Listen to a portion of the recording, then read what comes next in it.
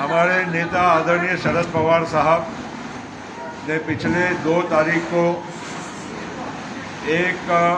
उनके पुस्तक के विमोचन के कार्यक्रम में उनकी आत्मकथा के एक पुस्तक का विमोचन था। उस अध्यक्ष पद की मैं यहाँ पर छोड़ रहा हूँ और शरद पवार साहब ने एक कमेटी का गठन किया और जिसमें उन्होंने कहा कि ये कमेटी ने आगे की कार्रवाई के लिए फैसला करना चाहिए। अब वो कुछ बहुत सारी घटनाएं हुई, आप लोगों ने देखा है पिछले दिनों में देश के अनेक मान्यवरों ने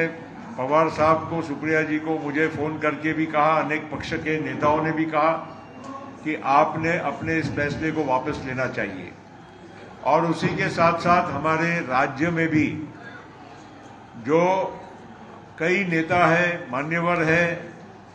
विविध क्षेत्र के लोग हैं और खास करके राष्ट्रवादी कांग्रेस पार्टी के सभी कार्यकर्ता हैं, इन्होंने पिछले 3 दिनों से बहुत अपनी भावना को तीव्र तरीके से व्यक्त करने का काम किया है और ये नज़ारा आपने और पूरे देश ने देखा है और आपके माध्यम से ही लोगों को देखने मिला है। मैं यही कहना चाहूँगा कि आज उस समिति ने यहाँ पर बैठक उन्हीं के बनाई हुई समिति के अनुसार यहाँ पर आयोजित की और हमने सबने यूनानिमसली, सर्वानुमति, ये सर्वसम्मति से एक यहाँ पर अपना प्रस्ताव पास किया है और वो प्रस्ताव मैं पढ़ के केवल इतना ही बताऊंगा कि राष्ट्रवादी कांग्रेस पक्ष के राष्ट्रीय अध्यक्ष, देश के नेता माननीय शरद पवार साहब, इन्होंने राष्ट्रीय अध्यक्ष पद का इस्तीफा देने का अपना विचार व्यक्त किया था। आदरणीय शरद पवार साहब का राजीनामा हम एक मत से सर्वानुमत नामंजूर करते हैं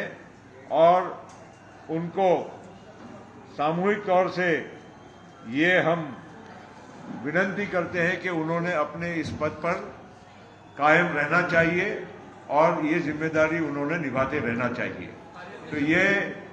हमारा ये ठहराव है और ये प्रस्ताव को हमने पारित करके अब हम पवार साहब को भी विनती करेंगे कि ये पक्ष की भावना है, पक्ष के सभी जिम्मेदार लोगों को जिनको आपने ये काम कहा था कि अगले अध्यक्ष का आप चयन करिए,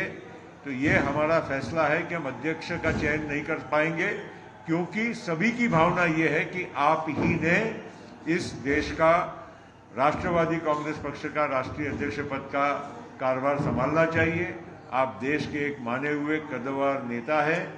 सब आपको चाहते हैं, सब आपको मानते हैं, आपका एक स्टेचर अलग है, आपका एक रिस्पेक्ट अलग है और आपने आज सक्रिय राजनीति में रहते हुए राष्ट्रवादी कांग्रेस पार्टी की जिम्मेदारी संभालना चाहिए।